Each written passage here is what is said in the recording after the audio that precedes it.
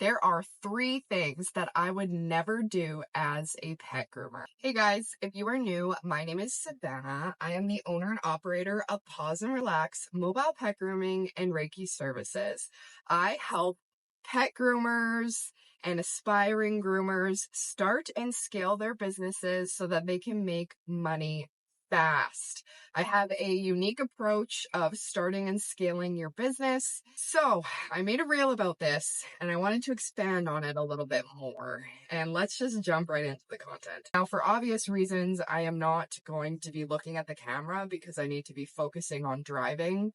Driving and talking to you guys like this is no different than me having a passenger in my vehicle while I'm driving, as long as I'm keeping my hands on the wheel and I am not looking at you. I've had people get mad at me for doing this before. The very first thing that I would never do as a pet groomer, and I actually have never done before, is express anal glands. Many groomers do offer this service. I actually in school was never taught how to do this, and I also have no desire to learn how to do it.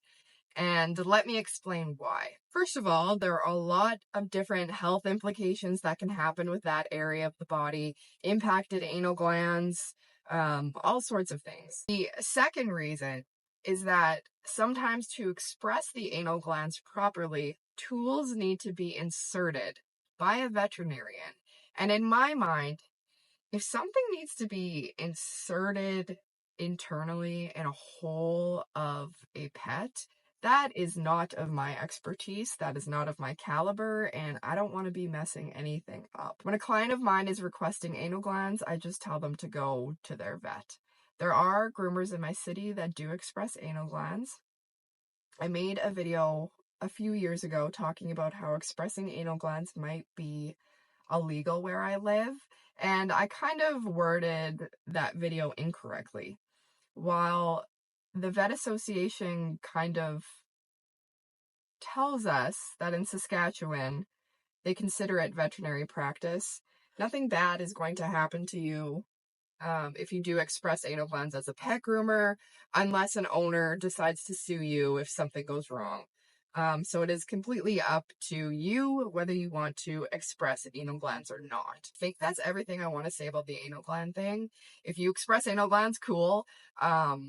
I don't do it, I've never done it, and I don't plan to do it. The second thing on my list is pluck ear hair without owner's consent. Now, that might seem kind of confusing to you. If you are new to the grooming world, what plucking ear hair is hair in some dogs will literally grow out of the ear canal. Sometimes obstructing air from getting into the ear, and people think that it might cause ear infections.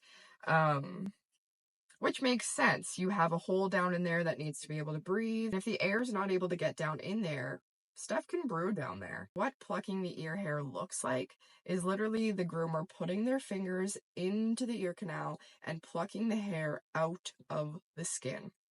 Why I don't do this without owner's consent is because there's kind of varying opinions in the grooming world over whether this is a good idea or not. When you pluck out that hair, there's these tiny holes and pores that are exposed to bacteria, or that can be exposed to bacteria, so that could lead to issues.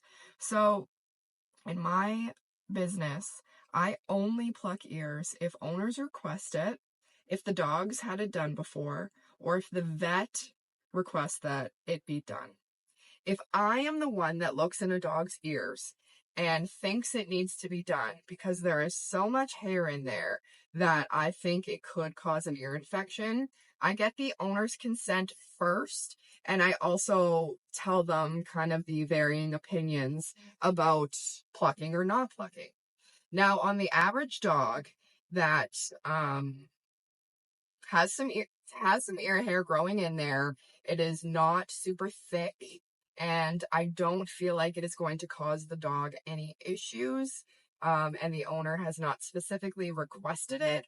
What I do is just try to get in there as good as I can with a short blade, or I will use my shears, hold the dog steady and try to trim in there as good as I can. I will kind of like gently pull on the ear hair to get it kind of standing up outside of the ear so I can better trim it. I have had comments of people saying in the past that that can be very dangerous in terms of cutting the ear with your shears.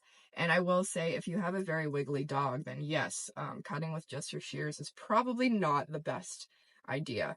So you're going to need to know that pet and how they behave. But for some grooming salons, plucking the ears is standard procedure. They put in the ear powder, which helps you get grip on greasy ear hair, and they pull it all out until it is completely clean. I honestly think it is a matter of opinion, outlook, preference, perhaps how you were taught to groom.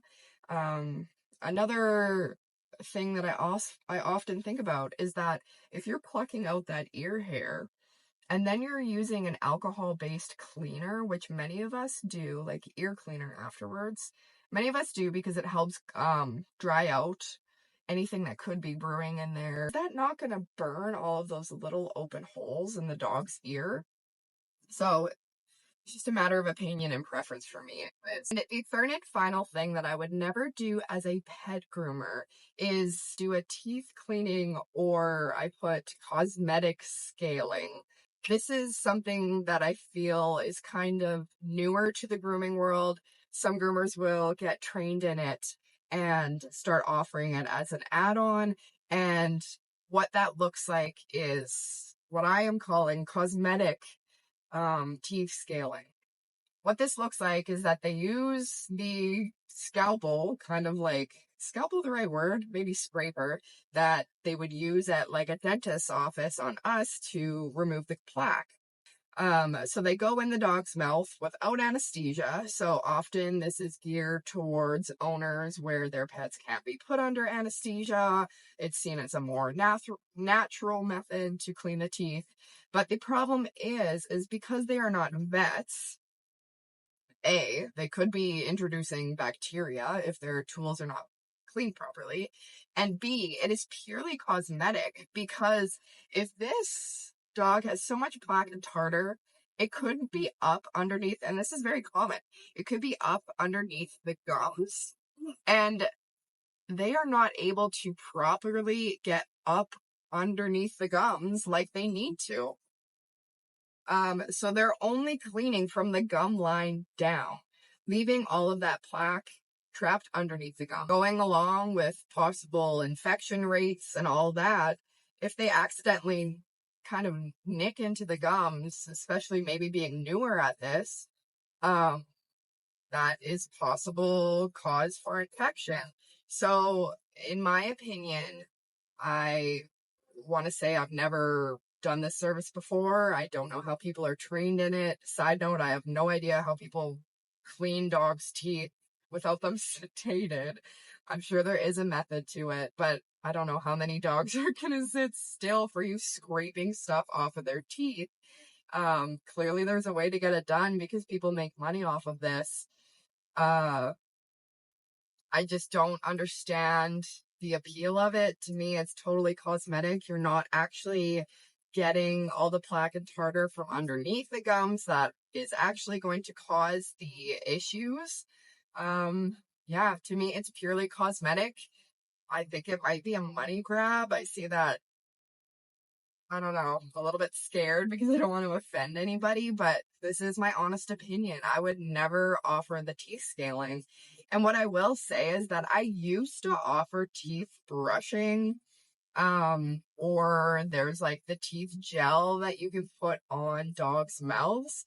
And while I am all about groomers charging more, charging what they're worth, having add-ons, I don't think that that is an add-on that actually does anything for the pet. The gel, maybe it'll make their breath smell a bit better that day, but it needs to be used daily for them to notice any difference. And if there is any difference at all, I don't know. I haven't tested the gel that I was using long term. So once again, seems like a money grab. The teeth brushing, yes, it might help that day. Maybe to have their breath smell better, although lots of dog toothpaste are understandably flavored like beef or bacon or peanut butter or whatever, so they're not getting like a minty fresh breath from it. I'm all about add-ons that actually add value or are helping the pet or solving a problem for the pet or the owner, and I just don't feel that the teeth scaling or even just teeth brushing add-on is actually adding anything for them. But that being said, I don't know everything there is to know about teeth care for dogs. So if there is something that you know of that like a one time in the grooming salon doing their teeth is helpful, let me know. It's a different story in my mind if you are going to educate your clients about their pet's teeth and how it's important for their teeth to be brushed, how as they get older, it gets plaque and tartar, causes health issues, that bacteria can get into their bloodstream and cause issues, all that jazz. You offer the teeth brushing, but then you sell them the toothpaste or the gel and the toothbrush along with it in hopes that they are going to do that daily and it actually will help their pet. So that is kind of that's different. Then you are going to educate them, you're going to show them how to use it, maybe give them a brochure, that whole thing.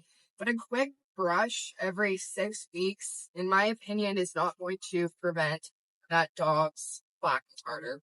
So that is all I have for you guys today. If you agree with me, if you disagree with me, leave it down in the comments down below. If you are interested in learning how to start and scale your own pet grooming business, continue following this account as I will be putting way more tips and tricks coming up very soon.